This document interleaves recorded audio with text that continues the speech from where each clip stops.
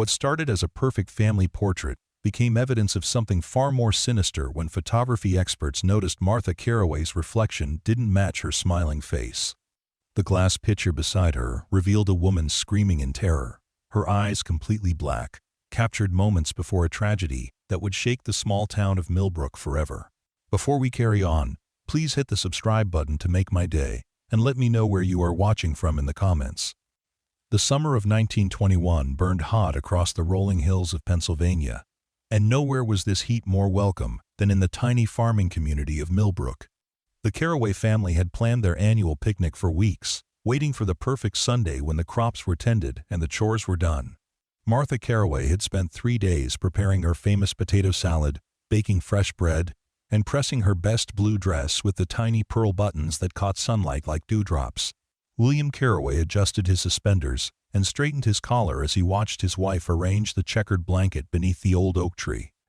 Their 3 children, Lucy, Benjamin, and little Margaret, chased fireflies that had emerged early from the tall grass, their laughter echoing across the meadow like music.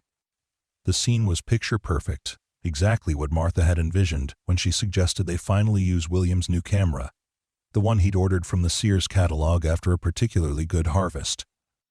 "Children, come now," Martha called, her voice carrying that special tone mothers use when they want to sound stern but can't quite hide their affection. "Your father wants to take our photograph before the light changes." The golden hour was approaching, that magical time when photographers knew the sun painted everything in warm, forgiving tones. Martha had read about this in the ladies' magazine she bought in town, though she'd never admit to William that she spent 15 cents on such frivolities. Lucy, the eldest at 14, smoothed her auburn hair and tugged her younger siblings into position. Benjamin, 11 in all knees and elbows, tried to slick down his cowlick with spit, earning a gentle swat from his mother. Little Margaret, barely 6, clutched her corn-husk doll and gazed up at her mother with adoring eyes. The family had everything they needed spread before them on that blanket: cold fried chicken, fresh tomatoes from Martha's garden, mason jars filled with sweet lemonade, and enough love to last several lifetimes. William fiddled with the camera's focus, squinting through the viewfinder as he'd seen the photographer do in town. "Everyone hold still now," he instructed, though his hands trembled slightly with excitement. This would be their first family portrait, something to hang in the parlor and show visitors.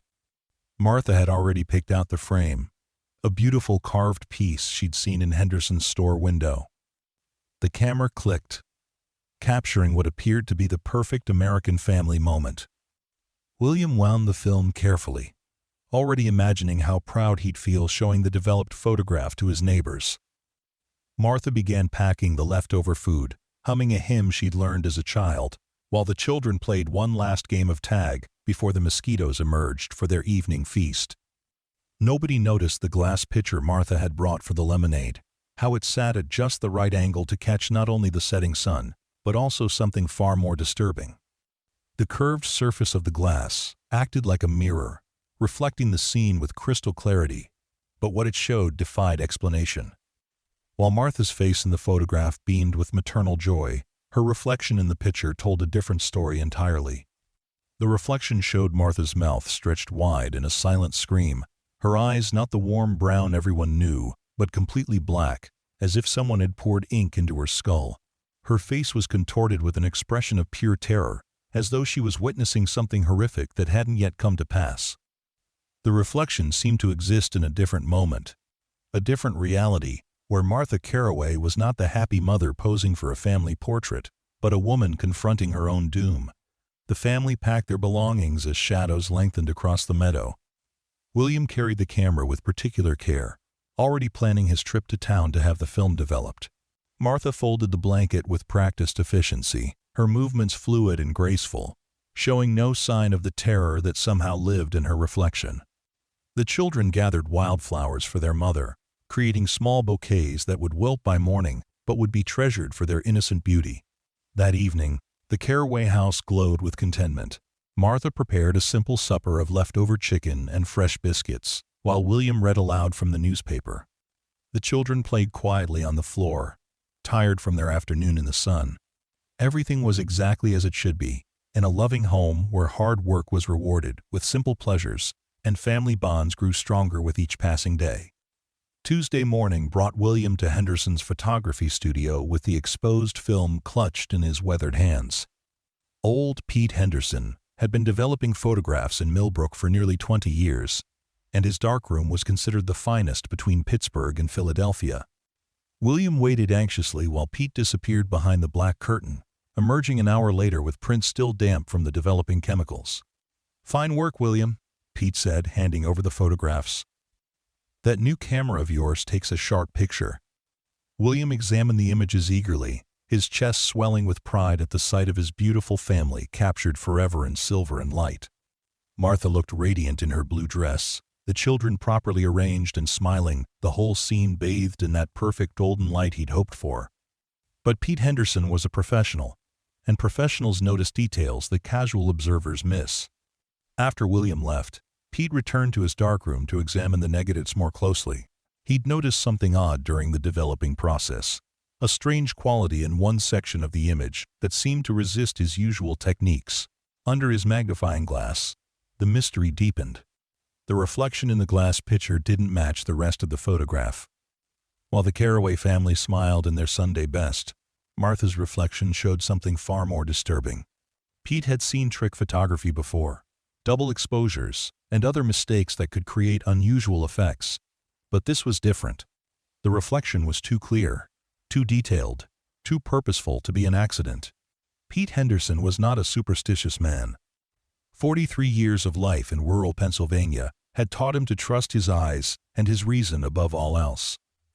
But what he saw in that reflection challenged everything he understood about photography and reality itself. The woman in the picture's curved surface was unmistakably Martha Carroway, but she was screaming, her face twisted with an anguish that seemed to come from somewhere beyond human experience. The photographer spent the afternoon studying the image, comparing it to others he'd taken of the Carroway family in previous years. Martha had always been photogenic, one of those women who seemed to glow with inner light whenever a camera was pointed in her direction. But this reflection suggested something else entirely, as if the glass had captured not just her image, but some terrible knowledge that lived beneath her placid exterior. Pete considered approaching William about the anomaly, but decided against it. What would he say? That his wife's reflection predicted doom? That glass pitchers could somehow see into the future? The whole idea was ridiculous, the stuff of fairy tales and ghost stories. Instead, he filed the photograph with his other work and tried to forget what he'd seen. Meanwhile, Martha Carroway went about her daily routine with characteristic efficiency. She tended her garden in the early morning cool, harvesting tomatoes and beans for canning. She swept the front porch and dusted the furniture, prepared meals, and mended clothes, all while maintaining the cheerful demeanor that made her beloved throughout Millbrook. Neighbors often remarked on Martha's disposition, how she seemed to find joy in the simplest tasks and approached each day as a gift to be treasured. But if someone had looked closely, they might have noticed subtle changes in Martha's behavior. She paused sometimes while kneading bread, her hands growing still as she stared out the kitchen window at something only she could see. She jumped when the grandfather clock chimed, as if the sound startled her from some unpleasant reverie. And sometimes, late at night when she thought William was sleeping, she would sit by the bedroom window and press her fingers against the glass, her reflection wavering in the darkness like a woman drowning. The truth was that Martha had been experiencing disturbing dreams since the picnic, visions that felt more real than waking life. In these dreams, she found herself choking, unable to breathe, while her family watched in horror from around the dinner table. The dreams always ended the same way, with darkness closing over her vision like black water, and the last thing she saw was her own face reflected in the dining room windows, mouth open in a silent scream. She told herself these were merely nightmares, the result of eating too much rich food before bed or reading too many of Lucy's penny dreadfuls. Martha Carroway was a practical woman who believed in hard work and divine providence, not in omens and supernatural warnings. But the dreams continued, growing more vivid with each passing night, until she found herself afraid to close her eyes. Thursday evening brought unexpected visitors to the Carroway home. Pete Henderson stood on the front porch with his hat in his hands, shifting nervously from foot to foot as William answered the door. Behind him stood Dr. Marcus Webb, Millbrook's only physician, a thin man with kind eyes, who had delivered all 3 Carroway children. "Evening, William," Pete said, his voice carrying an unusual tension. "Wonder if we might have a word with you and Martha." William invited them inside, curious about this unusual visit. Martha appeared from the kitchen, wiping her hands on her apron and offering coffee, but both men declined. Dr. Webb cleared his throat uncomfortably. "William, Pete here has shown me something rather unusual about your family photograph. We thought it best to discuss it with you both." Pete reluctantly produced the photograph, pointing to the reflection in the glass pitcher. Under the parlor's lamplight, the image seemed even more disturbing than it had in his studio. "I've been practicing medicine for 30 years, Dr. Webb continued, "and I've seen things that can't easily be explained. Sometimes the body knows things before the mind does. Sometimes there are signs, warnings that we ignore at our peril." He paused, studying Martha's face for any sign of recognition or fear. "Have you been feeling unwell lately, Martha? Any trouble swallowing? Any pain in your throat or chest?" Martha examined the photograph with growing alarm. The reflection was unmistakably her own face, but transformed into something nightmarish. The black eyes, the gaping mouth, the expression of absolute terror, all of it seemed to reach out from the image and grab her by the throat. She touched her neck instinctively, remembering her recent dreams and the strange sensations she'd been experiencing while eating. "I've had some dreams," she admitted quietly. "Disturbing dreams about choking, about not being able to breathe. But they're just nightmares, surely. This reflection, it must be some trick of the light, some mistake in the developing process." But even as she spoke, Martha felt a chill running down her spine. The woman in the reflection looked exactly like the woman from her dreams, frozen in that moment of ultimate terror. William took the photograph from his wife's trembling hands, studying it with the methodical attention he usually reserved for examining his crops. "This makes no sense," he said finally. "Martha was smiling when I took this picture. We were all happy, having a wonderful time. There must be some explanation, some scientific reason for this peculiarity." Dr. Webb nodded thoughtfully. "Perhaps, but I've learned to pay attention when the inexplicable intersects with the medical. Martha, I'd like to examine you. Check your throat and breathing passages. It's possible you have some condition that's manifesting in your dreams, and somehow, impossibly, showed itself in this photograph." End quote. The examination revealed nothing obvious, though Dr. Webb noticed Martha's throat seemed slightly swollen, the tissues inflamed in a way that suggested some kind of irritation or blockage. He prescribed a mild tonic and advised her to chew her food more thoroughly, to avoid talking while eating, and to sleep with her head elevated. But privately, he found himself deeply troubled by the photograph and its implications. Pete Henderson left that evening with a promise to keep the strange discovery confidential. He understood the power of gossip in small towns, how quickly a mysterious photograph could transform into ghost stories and rumors of witchcraft. But he also made William promise to watch Martha carefully, to note any changes in her health or behavior that might explain the disturbing reflection. Friday passed quietly, with Martha following Dr. Webb's advice and paying careful attention to her meals. She found herself thinking constantly about the photograph, wondering if it was possible for glass to somehow capture future events or hidden truths. The rational part of her mind rejected such notions, but the rational part of her mind had never seen her own face screaming back at her from a reflection that didn't match reality. The children sensed their mother's distraction, but attributed it to the usual worries of adult life. Lucy helped more with household chores. Benjamin brought her wildflowers from the meadow, and little Margaret climbed into her lap whenever Martha seemed particularly thoughtful. The family's love surrounded Martha like a protective barrier, yet she couldn't shake the feeling that something terrible was approaching, something the photograph had somehow captured before it happened. Saturday brought a surprise visit from Martha's sister Eleanor, who lived in the state capital and rarely ventured into the countryside. Eleanor was everything Martha was not: sophisticated and worldly, dressed in the latest fashions and full of news about city life. She examined the mysterious photograph with the detached interest of someone who had seen enough of the world to be suspicious of supernatural explanations. "It's clearly a defect in the glass, or the developing process," Eleanor declared with characteristic certainty. "You've been reading too many ghost stories, Martha. These rural towns are breeding grounds for superstition and nonsense. What you need is a good dose of modern thinking, and perhaps a visit to a real doctor in the city." But even Eleanor fell silent when she looked more closely at the reflection. The expression on Martha's face was too specific, too detailed to be a simple photographic error. It showed not just fear but a particular kind of terror, the look of someone who knew exactly what was about to happen to them and was powerless to prevent it.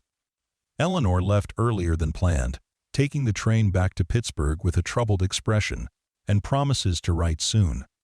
Sunday evening arrived with the oppressive weight of a thunderstorm building on the horizon. The Carroway family gathered for their traditional Sunday dinner: roast beef with Yorkshire pudding, green beans from the garden, and Martha's famous apple pie.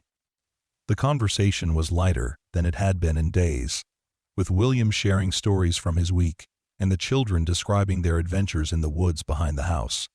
Martha ate slowly, remembering Dr. Webb's advice about chewing thoroughly. But halfway through the main course, she felt a familiar sensation, the same tightness in her throat that had been plaguing her dreams. She reached for her water glass, trying to wash down a bite of beef that seemed to have lodged somewhere between her mouth and stomach. The first sign of trouble was Martha's hand flying to her throat, her eyes widening with sudden panic. William looked up from his plate to see his wife's face turning red, then purple, as she struggled to draw breath. She stood abruptly, knocking over her chair, pointing frantically at her throat while making desperate choking sounds. "Mother!" Lucy screamed, jumping up from the table. William rushed to Martha's side, attempting the back-blowing technique Dr. Webb had once described for dislodging foreign objects. But nothing seemed to work. Martha's face was taking on the exact expression captured in the mysterious reflection, her mouth gaping open as she fought for air, her eyes growing wide with terror. Benjamin ran for Dr. Webb, while little Margaret began crying, not understanding what was happening, but sensing the terrible urgency in her parents' movements. William continued his desperate attempts to help his wife, turning her upside down, pounding on her back, trying everything he could think of to clear whatever was blocking her airway. Dr. Webb arrived within minutes, but by then Martha's struggles were growing weaker. Her face had taken on a ghastly pallor, and her eyes, rolled back in her head, showed only white. The doctor attempted more sophisticated techniques, trying to reach into her throat with his instruments, but the obstruction seemed beyond his reach. "We need to get her to the hospital in Pittsburgh," Dr. Webb said urgently. But they all knew it was too late. Martha Carroway collapsed to the dining room floor, her body convulsing once before growing still. The woman who had been laughing and talking just minutes before was gone, taken by the exact fate her reflection had somehow predicted. The room fell silent, except for little Margaret's sobbing and the ticking of the grandfather clock. William knelt beside his wife's body, cradling her head in his lap, unable to comprehend how quickly everything had changed. Lucy stood frozen by her overturned chair, staring at her mother's face, which now bore the same expression of terror they had all seen in the mysterious photograph. Dr. Webb worked frantically to revive Martha, but his efforts were futile. Whatever had blocked her airway had done its work too quickly and too completely.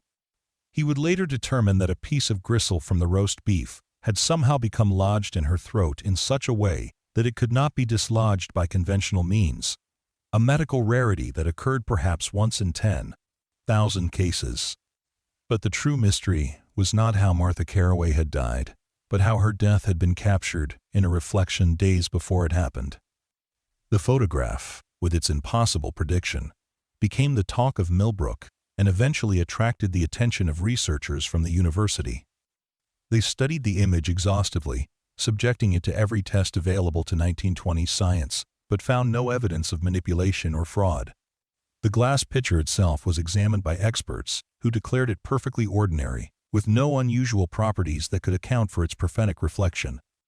Some theorized about unknown properties of silver-based photography. Others suggested mass hallucination or collective suggestion. But no scientific explanation could adequately account for what had been captured in that family picnic photograph. Pete Henderson never took another photograph without feeling a chill of apprehension. He began studying his images obsessively, looking for other anomalous reflections, other impossible predictions hidden in the interplay of light and shadow. But he never found anything as clear or as terrifying as Martha Carroway's final scream, preserved forever in silver and glass. William Carroway moved his children to Pittsburgh within 6 months, unable to remain in the house where his wife had died, or in the town where everyone whispered about supernatural photographs and prophetic reflections. He kept the mysterious picture hidden away, unable to destroy it but equally unable to look at it without feeling his heart break all over again. The old oak tree where the family had posed for their final portrait together was struck by lightning the following summer and split down the middle.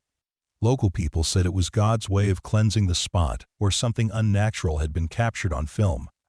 Others claimed you could sometimes see Martha's face in the bark patterns of the surviving half, still wearing that expression of terror and foreknowledge. Years passed, and the story of Martha Carroway's prophetic reflection became part of local folklore, told around campfires and at church socials. Photography experts occasionally wrote papers about the case, proposing elaborate theories about parallel dimensions and temporal displacement. But for those who knew Martha personally, the explanation mattered less than the loss itself, the sudden absence of a woman whose smile had brightened every room she entered. Lucy Carroway grew up to become a teacher, never marrying, always claiming she could never trust happiness after seeing how quickly it could be stolen away. Benjamin became a photographer himself, drawn to the medium that had captured his mother's fate, searching through decades of work for other glimpses of the impossible. Little Margaret remembered almost nothing of that terrible Sunday evening, but she never ate meat for the rest of her life, claiming it always tasted like fear. The photograph itself disappeared sometime in the 1940s, either destroyed by William before his death or lost in one of the family's many moves. But copies had been made, circulated among researchers and collectors of the paranormal. Occasionally, one would surface at an estate sale or in the archives of a university library, always accompanied by the same story of inexplicable prediction and tragic fulfillment. Modern digital analysis of surviving copies has revealed nothing that earlier experts missed. The reflection in the glass pitcher remains as clear and disturbing as it was on that Sunday evening when Dr. Webb first pointed it out to the Carroway family. Technology that can detect the smallest manipulation in contemporary photographs finds nothing artificial in Martha's prophetic reflection, no sign that human hands created the impossible image. Some researchers have suggested that certain individuals might be naturally sensitive to temporal disturbances, able to perceive future events in ways that science doesn't yet understand. They point to Martha's disturbing dreams, in the days before her death, as evidence that she was somehow aware of her approaching fate, even if she couldn't consciously access that knowledge. Others propose that consciousness itself might occasionally slip sideways through time, creating moments when the future briefly becomes visible in reflective surfaces.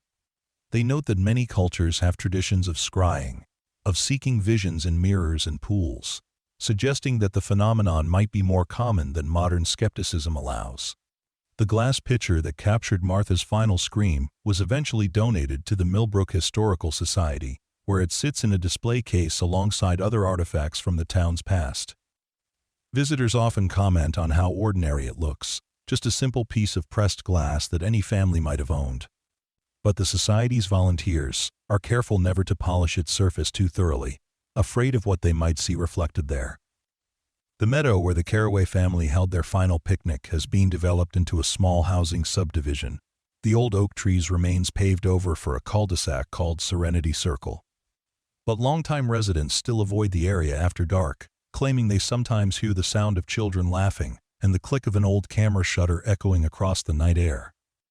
Photography has evolved dramatically since 1921, moving from glass plates to film to digital sensors, but the essential mystery remains unchanged. How can light and shadow capture not just what is, but what will be? How can a reflection show truth that contradicts the very reality it appears to mirror? These questions haunted Pete Henderson until his death in 1963, and they continue to puzzle researchers today. The story of Martha Carroway's prophetic reflection has inspired countless investigations into the nature of time and consciousness. Physicists have proposed theories about quantum entanglement across temporal boundaries, Psychologists have studied the role of precognitive dreams in predicting future events. But none of these scientific inquiries has provided a satisfactory explanation for what was captured in that family photograph.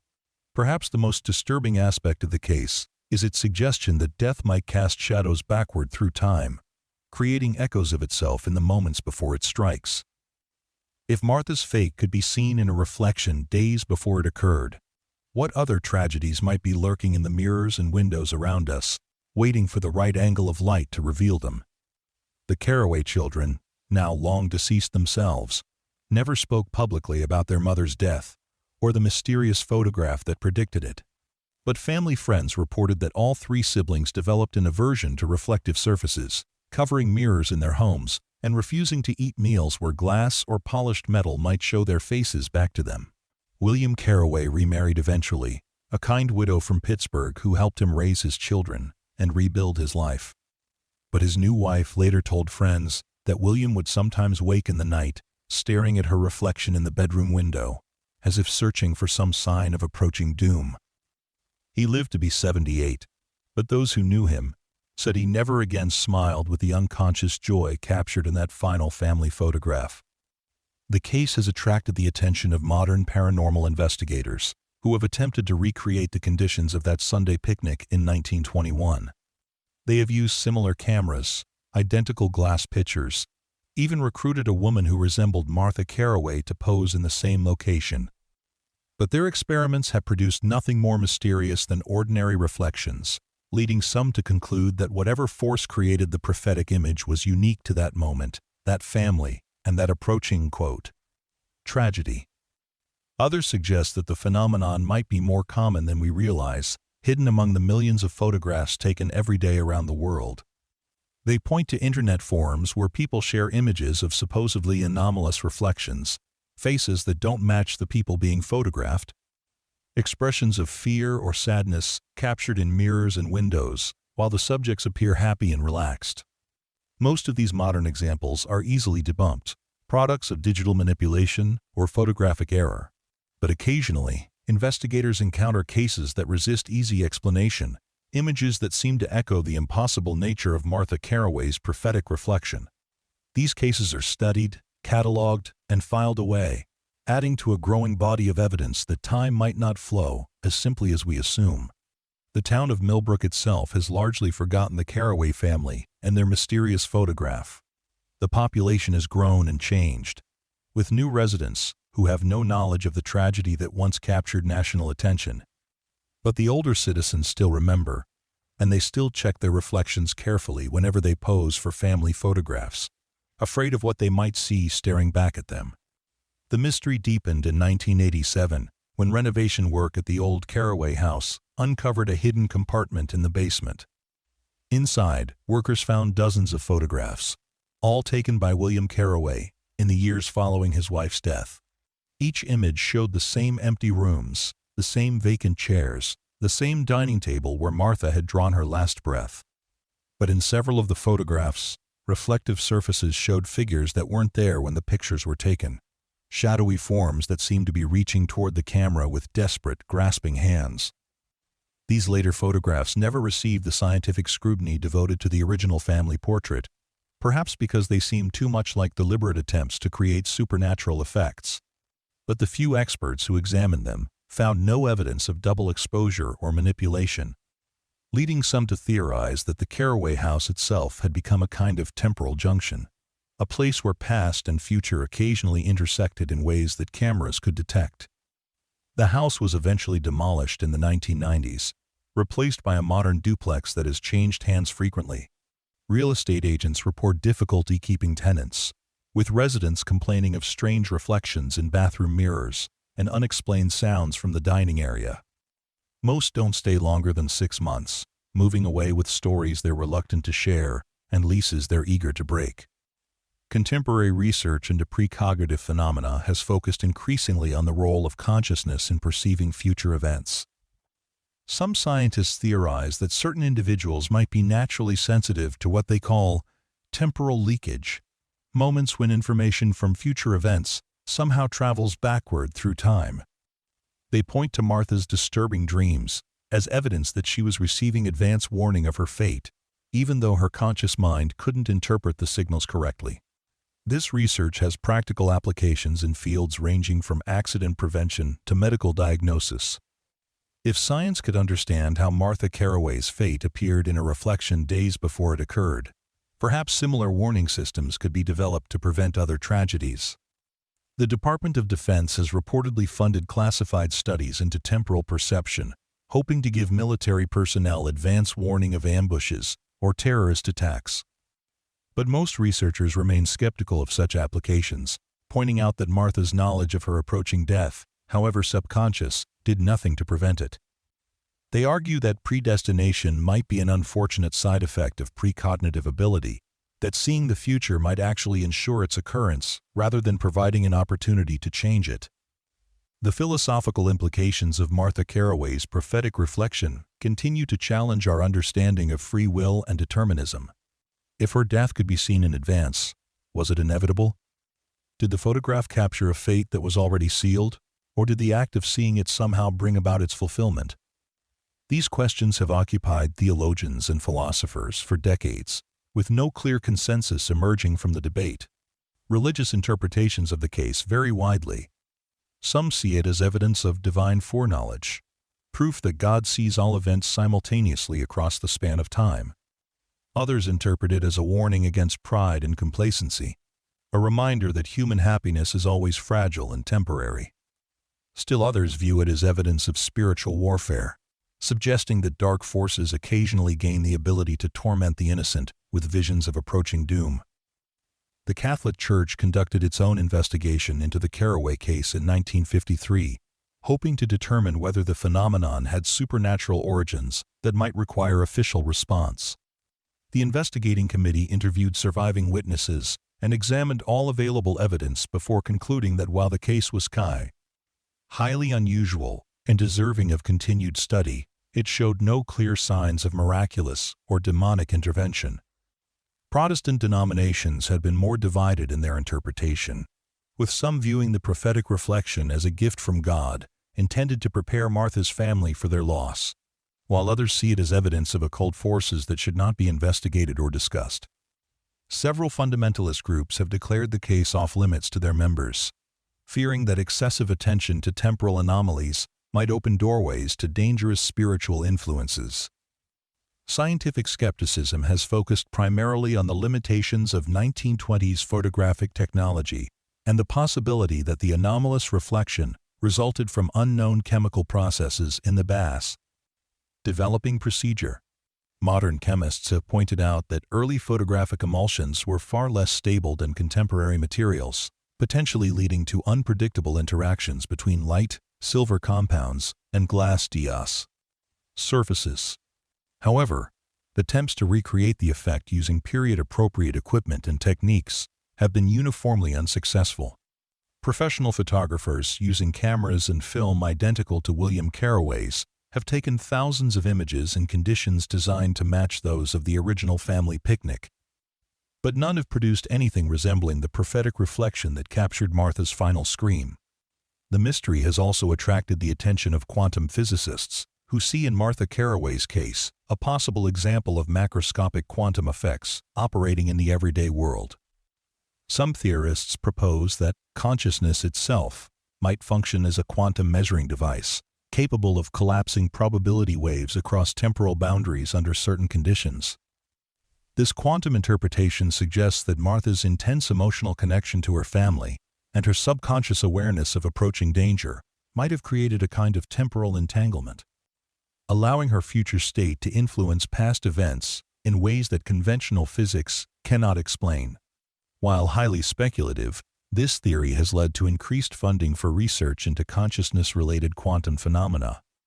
The case has also influenced popular culture, inspiring numerous novels, films, and television episodes that explore the theme of prophetic photography. Most of these fictional treatments focus on the horror aspects of seeing one's own death in advance, but a few have examined the deeper philosophical questions raised by the Carroway case. One particularly thoughtful treatment, a 1978 novel called The Last Picture, explored the psychological impact of precognitive ability on both the person receiving the visions and their family members. The author, who claimed to have interviewed several relatives of the Carroway children, painted a portrait of a family forever changed by their encounter with the impossible, unable to trust their own perceptions or find comfort in everyday happiness.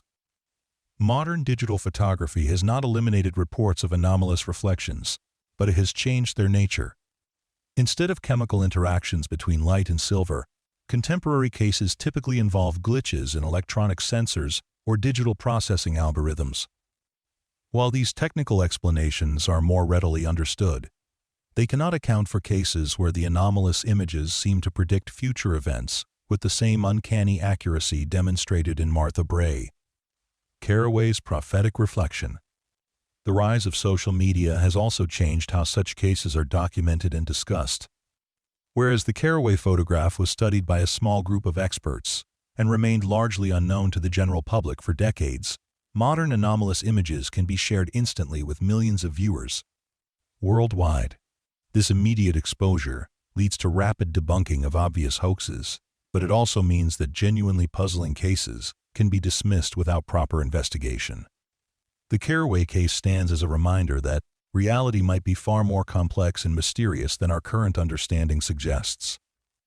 In an age of scientific materialism and technological confidence, Martha's prophetic reflection challenges us to consider possibilities that lie beyond the boundaries of accepted knowledge.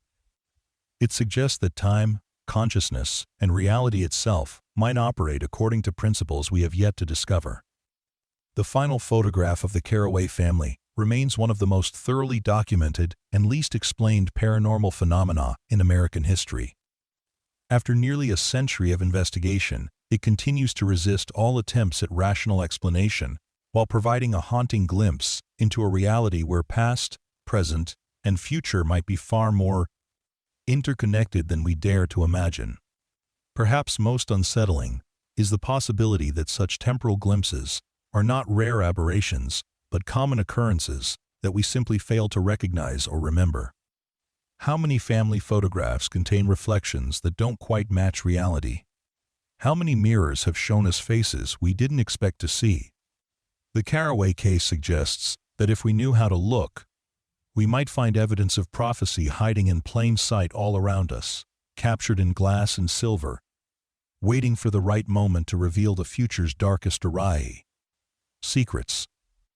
And somewhere in the archives of photography collections around the world, other families smile happily at cameras, while their reflections tell different stories of approaching tragedy and hidden truth that we are not yet wise enough to read. The glass remembers what we choose to forget, and sometimes, just sometimes, it shows us more than we want to know about the fragile nature of human joy and the terrible certainty of fate. The investigation into Martha Carroway's prophetic reflection took an unexpected turn in 2003 when digital restoration expert Sarah Chen was hired by the Smithsonian Institution to create high-resolution scans of historically significant photographs. The Carroway image had been donated to the museum by Benjamin's estate, and Chen was tasked with preserving it for future generations using the latest scanning technology available. What Chen discovered during her meticulous digital examination changed everything researchers thought they knew about the case. Using advanced algorithms designed to enhance photographic detail, she was able to isolate and magnify the reflection in ways that 1920s technology had made impossible.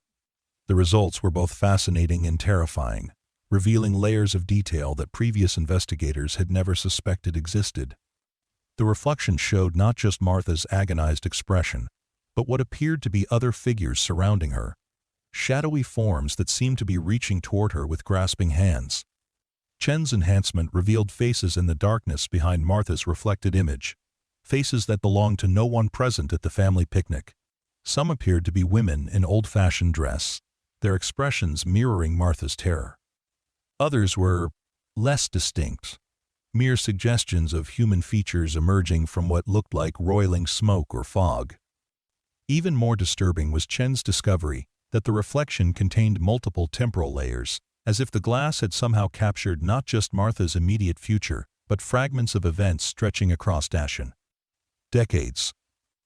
Using spectral analysis techniques borrowed from astronomy, she identified what appeared to be the dining room where Martha would die. But the room was shown in various states of decay and renovation, as if time itself was collapsing within the curved surface of the picture. Dr. Rebecca Harrison, a quantum physicist from MIT, who had been following the Carroway case for years, was brought in to consult on Chen's findings. Harrison had developed theories about temporal mechanics that seemed to explain some aspects of the mysterious photograph, and she was eager to apply cutting-edge analysis techniques to the century-old mystery. "What we're seeing here defies conventional understanding of causality," Harrison explained to a gathering of researchers at the Smithsonian. "The reflection appears to exist in a state of quantum superposition, showing multiple possible futures simultaneously. It's as if Martha's consciousness somehow became entangled with the photographic process, creating a window into probability space rather than a simple prediction of fixed events." End quote. Harrison's team spent months analyzing Chen's enhanced images, applying mathematical models derived from quantum mechanics and theoretical physics.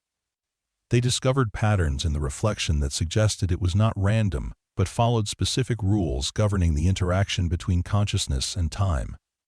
The shadowy figures surrounding Martha appeared to be other women who had died under similar circumstances, as if the glass was showing not just individual fate, but the broader pattern of sudden, unexpected death.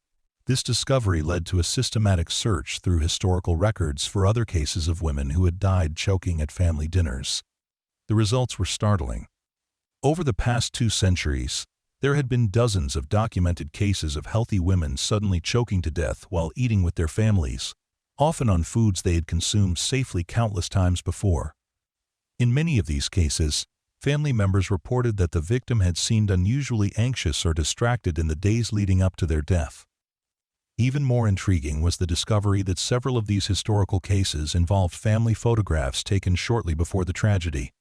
While most of these images have been lost to time, a few survived in private collections and historical archives. When Chen applied her enhancement techniques to these photographs, she found similar anomalies in reflective surfaces, faces that didn't match the smiling subjects, expressions of fear and foreknowledge captured in mirrors, windows, and polished metal objects. The pattern suggested that Martha Carroway's case was not unique, but part of a larger phenomenon that had been occurring for generations. It appeared that certain individuals, particularly women in domestic settings, might be naturally sensitive to temporal disturbances that could manifest in photographs taken near reflective surfaces. The glass pitcher had not created the prophecy, but merely captured it, revealing information that already existed in some form within Martha's consciousness. Dr. Harrison's research attracted the attention of government agencies interested in the potential military applications of precognitive photography. Classified documents released decades later revealed that the CIA had conducted extensive experiments in the 1960s and 70s, attempting to train operatives to detect temporal anomalies in brass surveillance photographs. While most of these experiments were unsuccessful, a few produced results that remain classified to this day. The Soviet Union had conducted similar research, according to documents discovered after the fall of the Berlin Wall. Russian scientists had identified several cases similar to the Carroway photograph, instances where family portraits had captured information about future events in reflective surfaces. One particularly well-documented case involved a family in Leningrad whose photograph showed the reflection of their apartment building on fire, an event that occurred 3 weeks after the picture was taken. These international cases shared several common elements with Martha Carroway's experience. The subjects were typically middle-class families photographed in domestic settings. The prophetic images appeared in curved or angled reflective surfaces rather than flat mirrors. And in most cases, the person whose fate was predicted reported disturbing dreams or anxiety in the days following the photograph, suggesting some level of subconscious awareness of the approaching events. Dr. Harrison's team developed what they called the temporal reflection theory, proposing that consciousness could occasionally slip sideways through time under specific conditions. They identified several factors that seemed to increase the likelihood of prophetic photography, including emotional stress, family gatherings, the presence of curved glass objects, and the use of silver-based coat. Photographic emulsions. Modern digital cameras, they noted, seemed much less likely to capture temporal anomalies, possibly because electronic sensors lacked the quantum properties of chemical film. The theory gained support from research into near-death experiences and precognitive dreams, both of which seem to involve similar mechanisms of consciousness transcending normal temporal boundaries. Some patients who had survived cardiac arrest reported seeing future events during their clinical death, often involving family members they would not encounter for months or years afterward.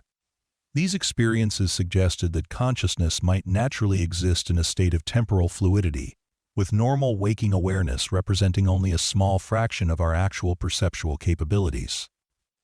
Meanwhile, advances in neuroscience were revealing the brain's remarkable ability to predict future events based on subtle environmental cues. Researchers discovered that the unconscious mind could detect patterns and make predictions about approaching danger long before conscious awareness recognized any threat. This research provided a potential biological explanation for Martha's disturbing dreams, suggesting that her brain had somehow detected early signs of the swallowing difficulties that would eventually kill her. The integration of these various research streams led to a new understanding of the Carroway case. Rather than being purely supernatural, Martha's prophetic reflection might represent the intersection of several natural phenomena: the brain's predictive capabilities, the quantum properties of consciousness, and the unique ability of certain photographic processes to capture information that existed outside normal space-time boundaries. This scientific approach to the mystery attracted criticism from both skeptics and believers. Skeptics argued that the researchers were applying unnecessarily complex explanations to what might simply be an unusual photographic error, while believers felt that reducing Martha's tragic fate to quantum mechanics and neural prediction diminished the spiritual significance of her experience. The debate intensified when Chen's digital enhancements revealed what appeared to be text within Martha's reflection, words that seemed to be written in the shadows surrounding her terrified face. The text was difficult to read and required extensive computer analysis to decipher, but it appeared to spell out a warning: "The glass sees what flesh cannot bear to know." The message was written in a style consistent with early 20th century handwriting, though no one could explain how such text could have appeared within a photographic reflection. Religious scholars who examined this discovery proposed various interpretations. Some saw it as evidence of angelic intervention, a divine warning that Martha's family had failed to understand in time. Others interpreted it as a message from deceased relatives attempting to warn Martha about her approaching fate. Still others suggested it might be Martha's own words, projected backward through time by her dying consciousness in a desperate attempt to save herself. The text discovery led to a renewed search through other anomalous photographs, looking for similar hidden messages within prophetic reflections. Several cases were identified where careful digital analysis revealed words or symbols embedded in the reflected images. Most of these messages were fragmentary and difficult to interpret, but they consistently seemed to relate to the specific tragedies that the photographs had predicted. One particularly compelling case involved a family photograph taken in rural Wisconsin in 1937. The image showed a happy farm family posed beside their barn, but enhancement of a reflection in a milk can revealed the barn engulfed in flames, with text that appeared to read, "Fire walks in harvest moon." The barn burned down exactly 1 month later, during the harvest season's first full moon, killing the family's livestock and destroying their entire crop. Another case from Depression-era Oklahoma showed a family of 5 standing in front of their modest home. The reflection in the house's front window revealed the same family, but they appeared emaciated and desperate, with barely visible text that might have said, "Dust steals the bread." The family was forced to abandon their farm during the Dust Bowl disasters of the following year, eventually dying of malnutrition in a California migrant camp. These historical cases suggested that prophetic photography might be more common during periods of social and economic stress, when families faced uncertain futures and individual consciousness might be canned, more sensitized to approaching dangers.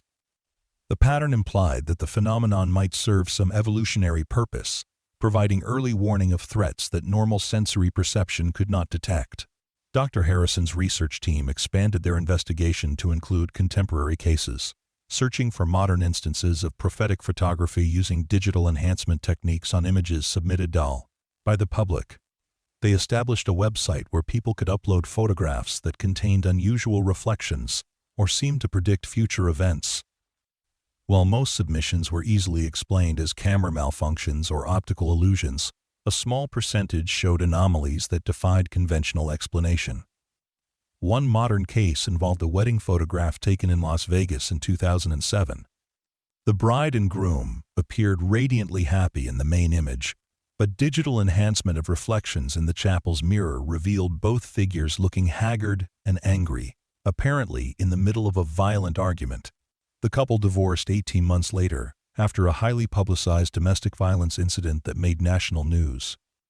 Another contemporary case showed a family Christmas morning in Denver, with parents and children gathered around their decorated tree. Enhancement of reflections in Christmas ornaments revealed the same family in what appeared to be a hospital setting, with the father connected to life support equipment. The father suffered a massive heart attack 3 weeks later, spending 2 months in intensive care before recovering.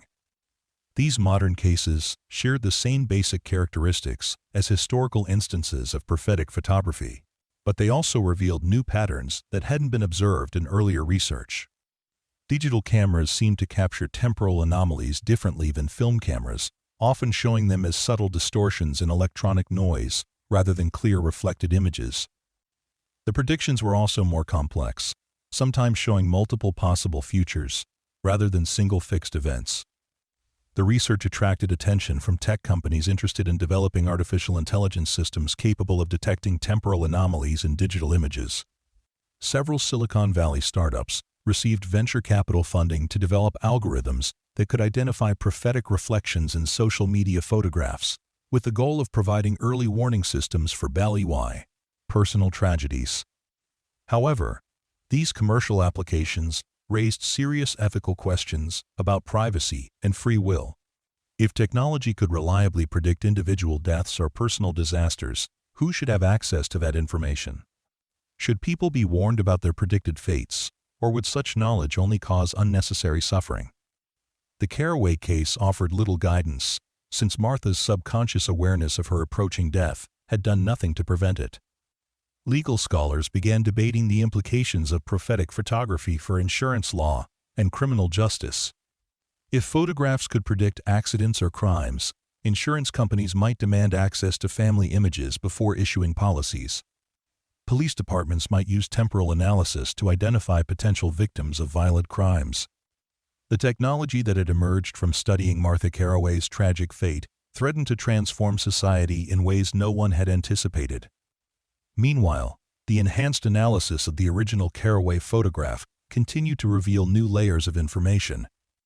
Chen's latest techniques had isolated what appeared to be audio information embedded within the visual data, sound waves that had somehow been captured along with the prophetic image. When this acoustic data was converted to sound and filtered through advanced audio processing equipment, it produced a barely audible whisper that seemed to repeat Martha's name along with words that sounded like, "The time of ash. Choosing comes." The audio discovery suggested that prophetic photography might involve more than just visual information, potentially capturing complete sensory experiences from future events.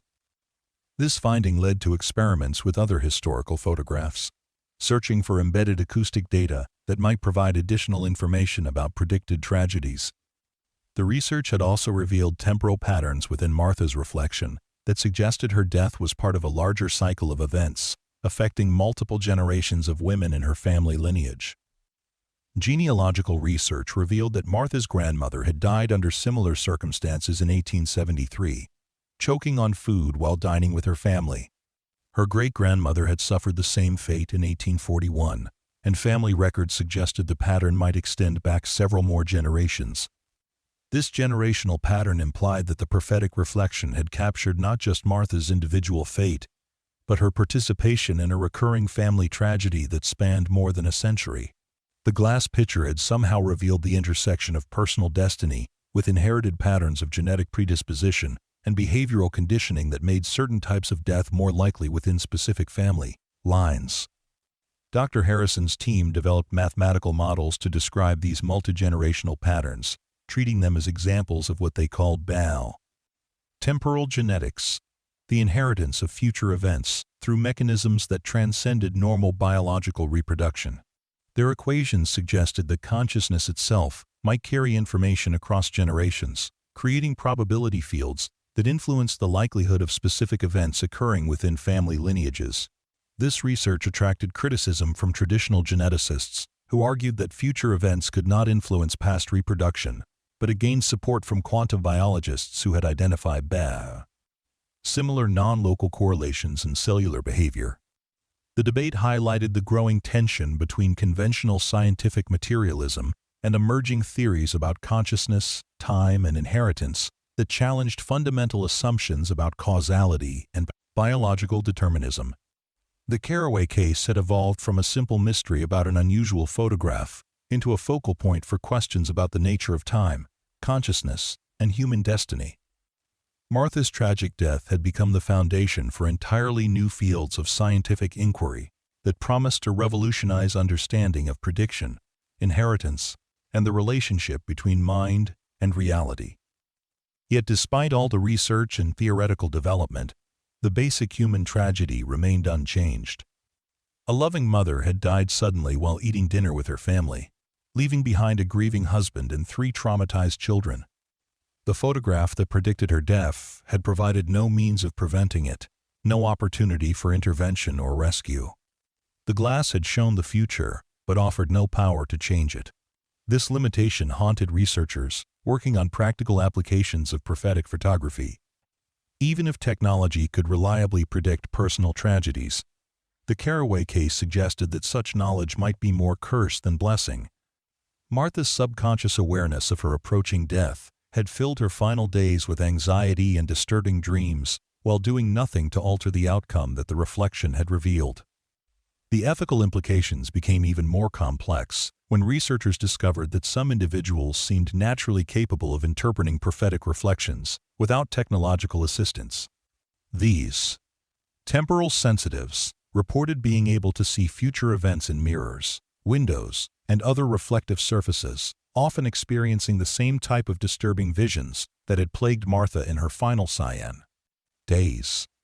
One such individual, a woman named Patricia Valdez from New Mexico, claimed to have inherited the ability from her grandmother, who had served as an unofficial fortune teller in her community during the 1930s. Valdez reported that reflective surfaces occasionally showed her scenes from future events, usually tragedies involving people she knew personally. She had learned to avoid looking too closely at mirrors or windows, fearing the psychological burden of knowledge she could not use to help anyone. Dr. Harrison's team studied Valdez extensively, documenting several instances where her predictions proved accurate. The woman seemed genuinely tormented by her ability, describing it as seeing death everywhere I look and being forced to watch everyone's private endings. Her case provided insight into what Martha Carroway might have experienced if she had been more consciously aware of the information contained in her prophetic reflection. The research also revealed that temporal sensitivity might be increasing in the general population, possibly as a result of environmental factors or evolutionary pressure. Surveys conducted in various countries found that growing numbers of people reported experiencing prophetic dreams, seeing unusual images in reflective surfaces, or having strong intuitive feelings about future events that later proved accurate. Some researchers theorized that humanity might be developing enhanced temporal perception as a survival adaptation, a response to increasingly complex and dangerous modern environments where traditional sensory awareness was insufficient for detecting approaching threats. The ability to perceive future events, even unconsciously, might provide evolutionary advantages that natural selection was beginning to favor. However, the psychological costs of temporal sensitivity appeared to be severe. Individuals who regularly experienced prophetic visions showed high rates of anxiety, depression, and social isolation.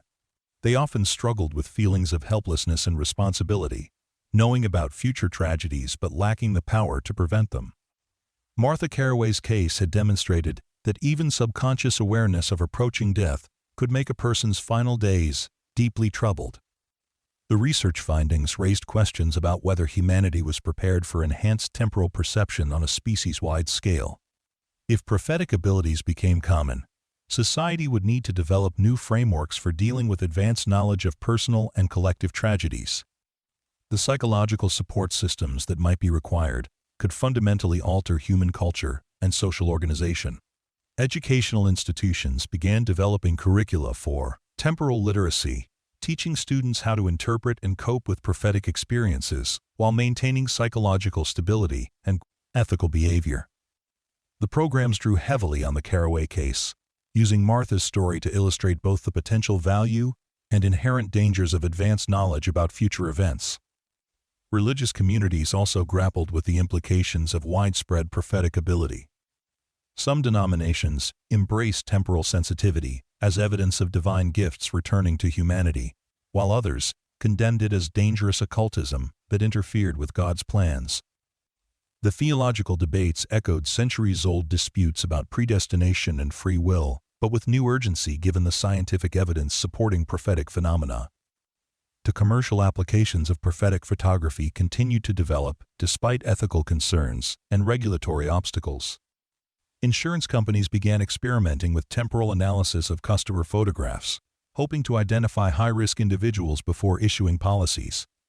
Healthcare systems investigated using prophetic imaging to detect diseases before symptoms appeared. Law enforcement agencies explored applications for preventing crimes and identifying future victims of violence. But every attempt to apply prophetic photography for practical benefit ran into the same fundamental limitation demonstrated by Martha Carroway's case. Seeing the future did not necessarily provide the power to change it. The technology could predict tragedies, but offered no reliable methods for prevention. In many cases, attempts to alter predicted outcomes seemed to ensure their fulfillment through complex chains of unintended consequences. This paradox led to the development of intervention theory, a framework for understanding when and how future events might be alterable through present actions. Researchers identified certain types of predicted events that seemed fixed and unchangeable, like Martha's choking death, while others appeared more fluid and responsive to conscious intervention. The theory suggested that prophetic reflections might show probability rather than certainty, revealing the most likely future based on current conditions while leaving room for alternative outcomes if significant changes occurred. This interpretation offered hope that temporal sensitivity might eventually become a tool for positive change, rather than merely a source of tragic foreknowledge. However, testing intervention theory required extensive experimentation with people's lives and futures, raising ethical questions that made formal research nearly impossible.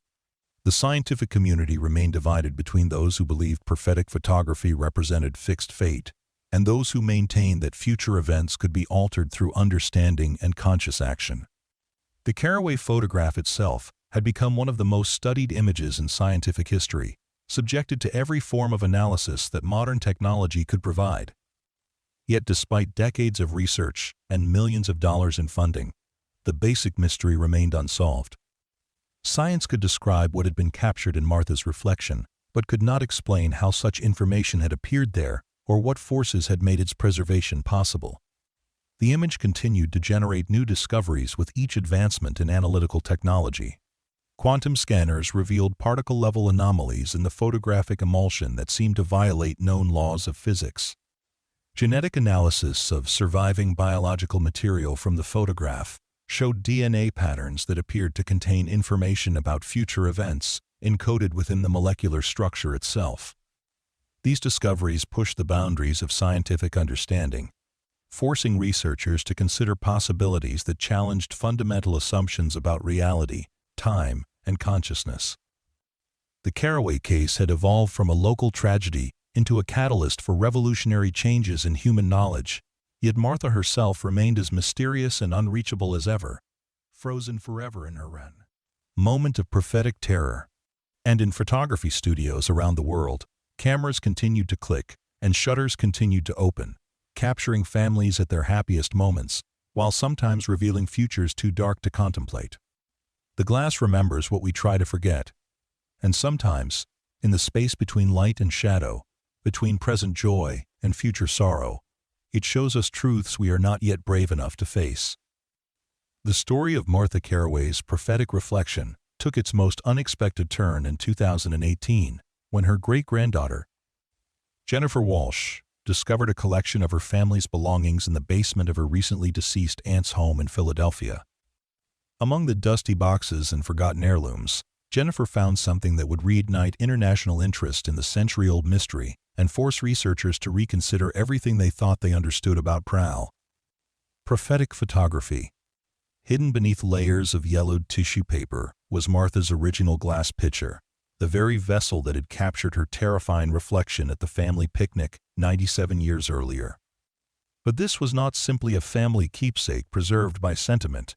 The pitcher had been wrapped in what appeared to be dozens of additional photographs, images that no researcher had ever seen before, all apparently taken by William Carroway in the months and years following his wife's death. Jennifer Walsh, a graphic designer with no previous knowledge of her family's connection to paranormal research, initially dismissed the photographs as the work of a grieving widower attempting to process his loss through obsessive documentation. But when she began scanning the images for a planned family history project, her computer's automatic enhancement software revealed anomalies that made her blood run cold. Every single photograph contained reflective surfaces that showed images contradicting the apparent subject matter. Pictures of empty rooms showed reflections of Martha still moving through the house, apparently unaware of her own death. Images of the dining table where she had died revealed reflections of family meals continuing with Martha's ghostly presence, serving food and talking to children who could not see her. Most disturbing of all were photographs of William himself, sleeping alone in their bed while his reflection showed Martha lying beside him, reaching out with desperate hands toward a husband who could no longer feel her touch. Jennifer contacted Dr. Harrison's research team, now based at a specialized laboratory in Princeton that had been established specifically to study temporal phenomena. The discovery of William's hidden collection provided unprecedented insight into the aftermath of prophetic photography, revealing that the temporal disturbances captured in Martha's original reflection had continued long after her death. Dr. Harrison's analysis revealed that William had been unconsciously documenting what appeared to be temporal echoes, residual impressions of Martha's consciousness that persisted in the physical spaces she had occupied during life. The photograph suggested that death might not completely sever the connection between consciousness and time, that some aspect of Martha's awareness had become trapped in a recursive loop, endlessly reliving moments from her life, while attempting to communicate with family members who existed in a different temporal framework. This discovery revolutionized understanding of consciousness survival after death, providing the first photographic evidence that some form of awareness might persist beyond biological termination. The implications were staggering for both science and religion, offering potential proof of afterlife experiences while raising disturbing questions about the nature of posthumous existence. Religious scholars who examined William's photographs found themselves confronting evidence that challenged traditional concepts of heaven, hell, and spiritual progression. If Martha's consciousness had indeed survived death, her apparent imprisonment within temporal loops suggested a form of existence that was neither blessed nor damned, but simply trapped, caught between life and whatever came after in a state of confused persistence. The Catholic Church convened a special theological commission to examine the implications of William's photographic evidence. After months of deliberation, they issued a carefully worded statement acknowledging that the images present phenomena consistent with certain mystical traditions regarding the intermediate state between death and final judgment, while stopping short of declaring them proof of purgatorial existence. Protestant denominations were more divided, with some viewing the photographs as evidence of spiritual warfare, while others interpreted them as confirmation that love could transcend death itself.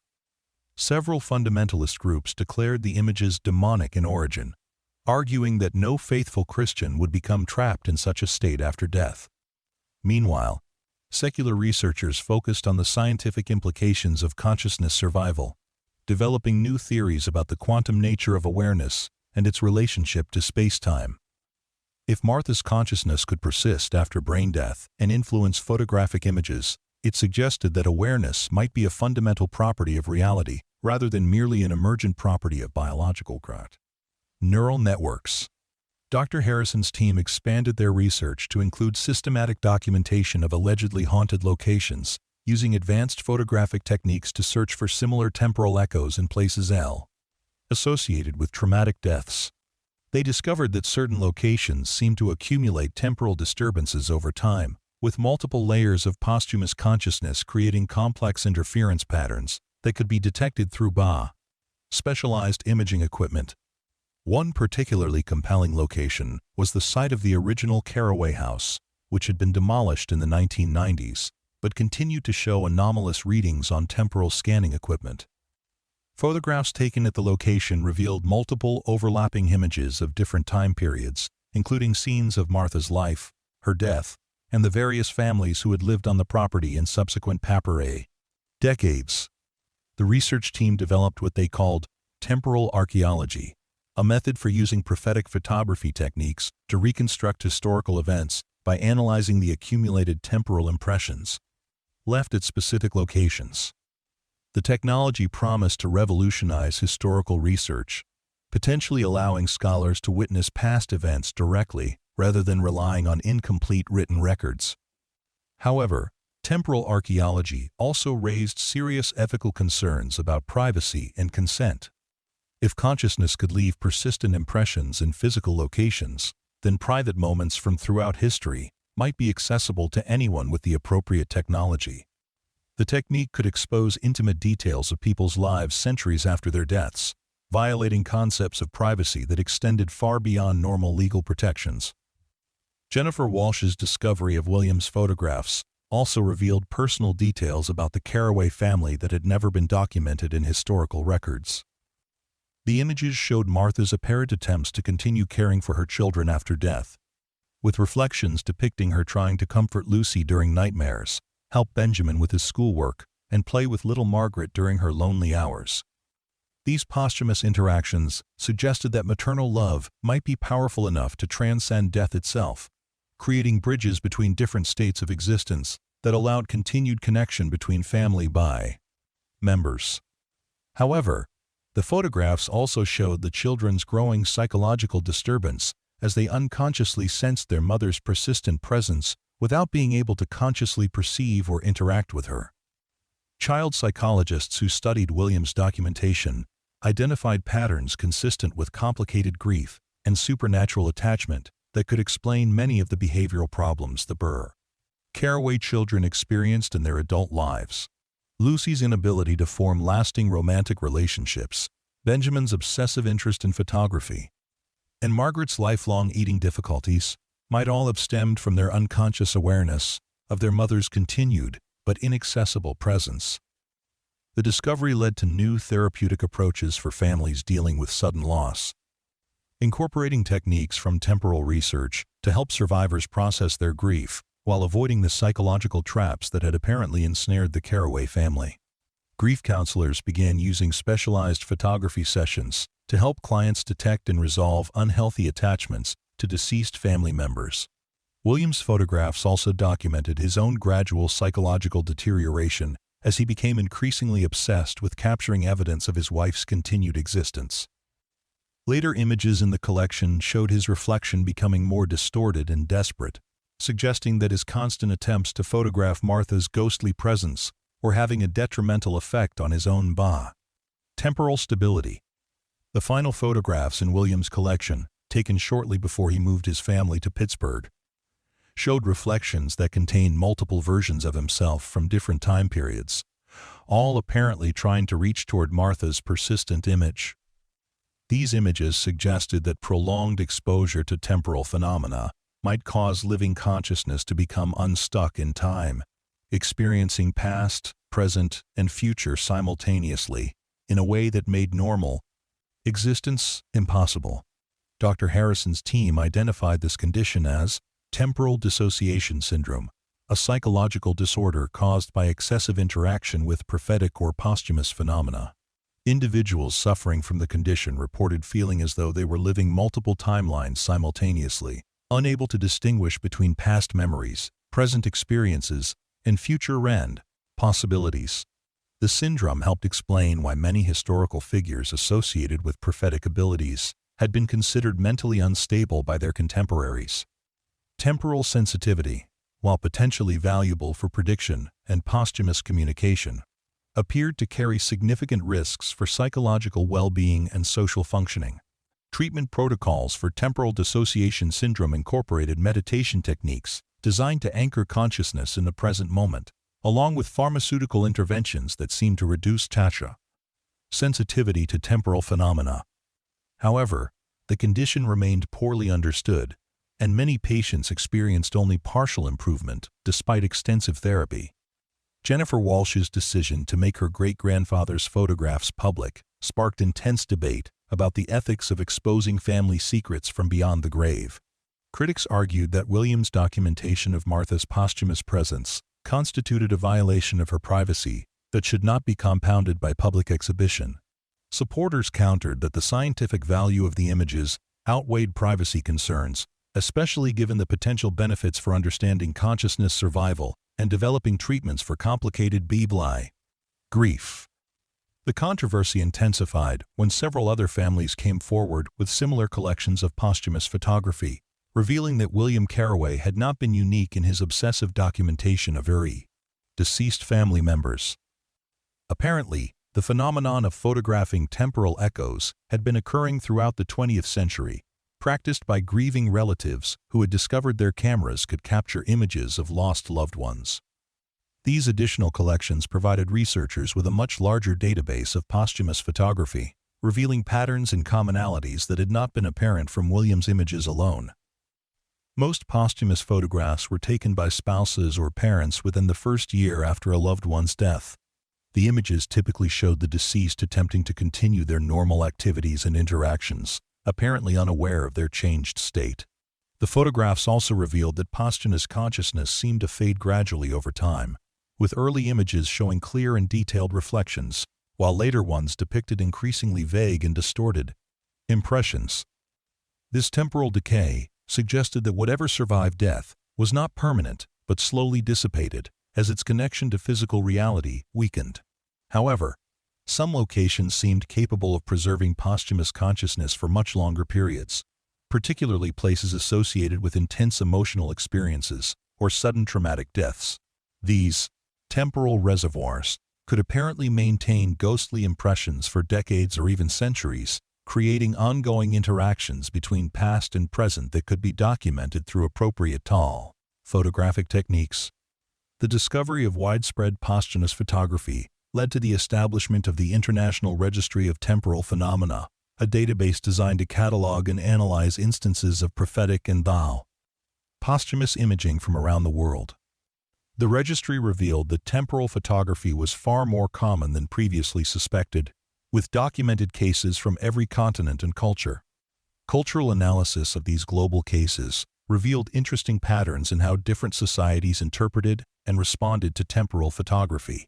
Western cultures tended to view the phenomena through scientific or religious frameworks, seeking either rational explanations or supernatural meaning.